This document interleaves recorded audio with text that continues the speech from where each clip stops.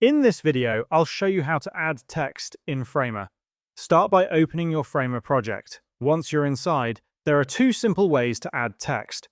First, you can press the T key on your keyboard, then click anywhere on your canvas to start typing. Alternatively, you can click on the text icon located at the top left corner of the interface, then click anywhere on your canvas to begin entering text. Once your text is added, click on it to select it. This will reveal the Properties panel on the right-hand side of your screen. The first option available is Link. Clicking this allows you to link your text either to another page within your website or to an external URL. This effectively turns your text into a clickable hyperlink. To customize the appearance of your text, scroll further down in the Properties panel.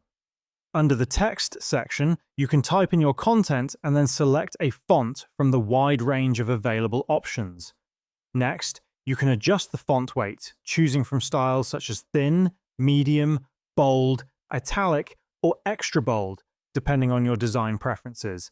You can also modify the font size to better fit your layout. Below that, you'll find the Letter option, which adjusts the spacing between individual letters. If your text contains multiple lines, the line spacing option becomes useful. For example, if you add another line and then modify the line spacing, you'll see the space between the lines increase or decrease accordingly.